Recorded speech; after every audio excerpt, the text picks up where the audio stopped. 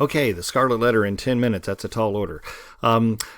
So we deal with four basic central characters: Hester Prynne, Pearl, Dimmesdale, and Chillingworth. Right? That's pretty much the most important people in the novel. And you need to know each one of them very well because they are where the action all takes place. Now, we won't recap the plot here. We're just looking at the important things about the novel that you should be familiar with to prepare you for the exam.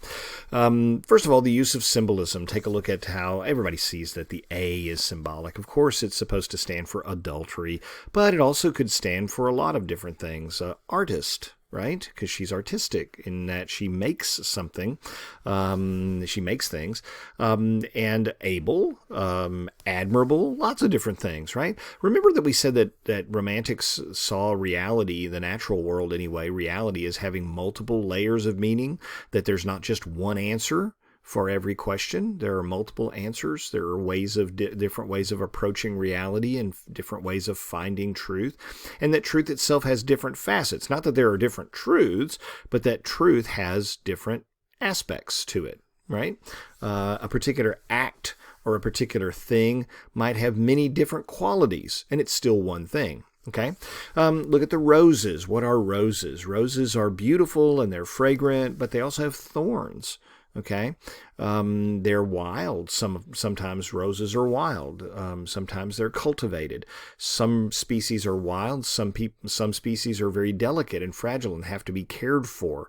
That's a really important distinction. We'll talk about that in a moment because in addition to the colors that are symbolic here of different things, the town and the forest are a symbolic duality there, representing freedom and endless possibility, but also chaos and scary. And freedom can be a scary thing. I mean, I prefer it, but a lot, it's true that if you live in a free society, then you have to put up with a lot of things that you wouldn't have to if you were cared for and cradle to grave sort of thing. But you have to make your own living, and you're responsible for your own choices and all those kinds of things. But on the other hand, the forest being sort of this endless, limitless freedom, that can be pretty spooky because there are others out there as well, and they don't live necessarily by the standards, the codes, and the institutions that you expect to protect those freedoms. So where do you find that middle ground there between a society that takes care of people but doesn't squash them and suffocate them with rules and regulations? Obviously, Hawthorne's not making an excuse here for adultery in the novel. That's not the point. I don't think that's it. I think what he's getting to are some of these different themes, these two central themes. I'm going to identify. There are more than two, but two that I want to highlight.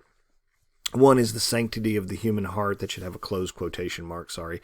And he raises that and says, just like in Young Goodman Brown, when we sin, when we make mistakes, there are public implications for that. That is true.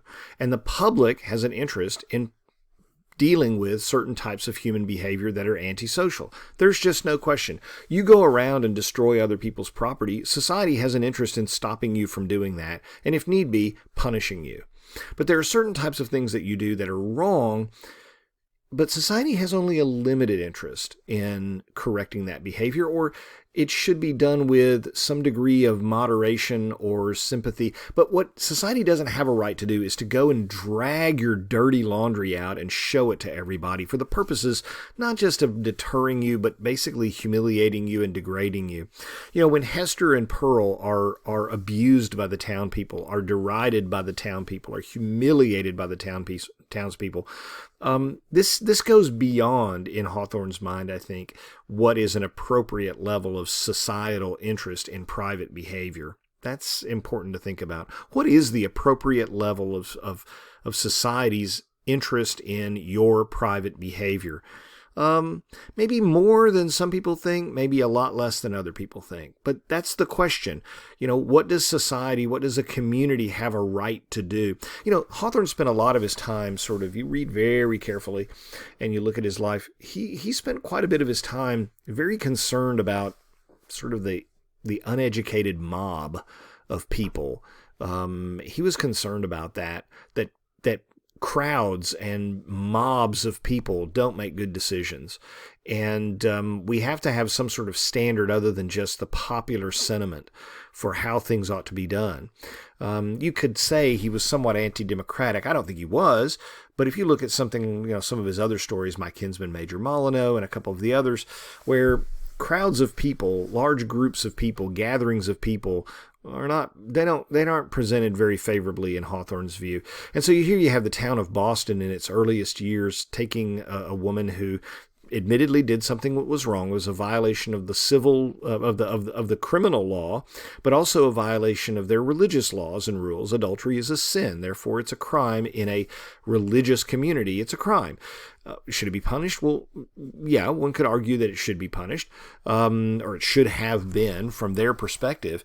But was this an appropriate punishment? Was it what they should have done? Did they not do more than what they should have done? And did they take out some of their own insecurities on this woman, and certainly on her child? What did the child ever do? So, Hawthorne is asking a deep question, and that is, what happens when you live in a society that is filled with people who behave in an unjust manner? What should your response be? Can you run away from it? Can you try to change it? Do you simply try to endure it with dignity? I think a lot of that, she's tempted to do a lot of different things. You would be too, right? It's very human that she thinks about running away or let's get out of this place, or I don't want to deal with this anymore. And she does leave with Pearl, but comes back as an older lady, comes back and puts the A back on, and wears it the rest of her life. In other words, even if we are part of an unjust community, even a cruel community, we're still part of it, and we still have an obligation to it. And I don't think Hawthorne is excusing the community's sin. And by the way, that's something that's overlooked when people talk about the Scarlet Letter. Everybody wants to talk about Hester's sin. They don't want to talk about Dimmesdale's sin. They don't want to talk about the town of Boston's sin, the townspeople's sin. Those are, if not equally, possibly even more important than her initial sin. Nobody wants to talk about that. But that is what is wrapped up in, I think, one of the central themes of the novel, which is what is the right relationship of an individual who is flawed, who has made mistakes, who is being punished, but the society that she lives in is punishing her in a cruel and unjust and unnecessarily harsh manner. Do you give up on it? Do you run away? Do you privately dissent? She clearly does. She privately has different views on religion and maybe even politics and women's roles than the rest of the town, but she does not publicly state it, and she does not become a radical, and she doesn't become a troublemaker, and she doesn't run away. She says, this is my lot in life. This is where I was born. This is where I was raised. I knew the rules when I was an adult, and I broke the rules. And even though I don't believe the punishment is just, I'm willing to endure it because there is some greater reason for doing so. And she takes her sin and she creates good out of it. Not that sin produces good, but you can take something bad that you did and make something better out of it. And certainly with God's help, you can do that. As Christians, we believe that for sure. But I think Hawthorne is trying to show that. So another thing to think about is, what are some of the essentially romantic traits or characteristics that you can point to in this novel, right?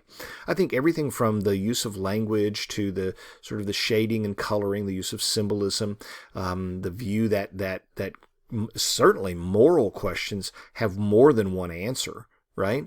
Moral things are some of the most complicated things you can deal with in life, moral questions.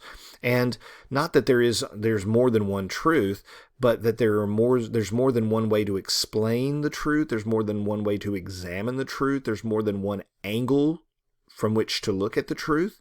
And truth can be complicated, not just cut and dried. Well, he did this, therefore this, right? Well, wait a minute. Circumstances, perspective, other people involved, right? Implications, ramifications. It's complicated. How does Hawthorne present sin? It's a multi-layered and multifaceted and complex thing. It's not just you do this bad thing and you're just wrong.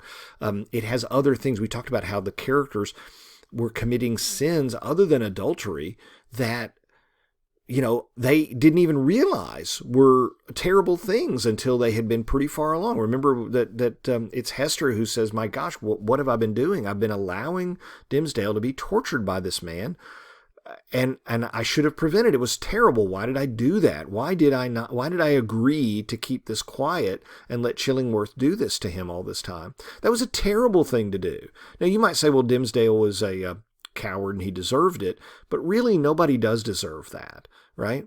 How does sin affect others, right? When Chillingworth decides to do what he does, obviously he leads to Dimmesdale's physical and mental decline. That's obvious. But how does it affect himself? His own sin makes him into this horrible monster. But the most important thing I think that we need to think about with this novel is, what should the proper social response be to sin? Not just the individual response. When we sin, we all have conviction of that, and we all have to deal with that, and we repent of that, or we deal with that in other ways, certainly on a personal or maybe even a familial way. But what is society's response to sin? What should it be? Should it just be to let it go and ignore it and say, oh, no, everybody has absolute freedom? Well, that's the forest, right? If our society says, well, no, we're just not going to get involved in people's private lives. You can do whatever you want to, and you can affect other people's lives negatively all you want to, and we're just not going to criminalize that. We're not going to have any consequences for that. That's the forest. On the other hand, the town, we're going to regulate every aspect of your life. We're not going to let you say certain things or do certain things or behave in certain ways. We're going to micromanage everything you do. There's the town. So it's a novel that's it's about more than just adultery and the sin of adultery, etc. That's a really simplistic view. It's a complicated novel about how to look at things from many different perspectives. And those things are things like morality and our obligations to society and our society's obligation to us, right? To treat the individual with dignity, not to throw mud at them as they walk through the streets and punish an innocent child. Injustice, how do you respond to it? Anyway, great stuff. This ran a little bit long, but it was a novel. So there we have it.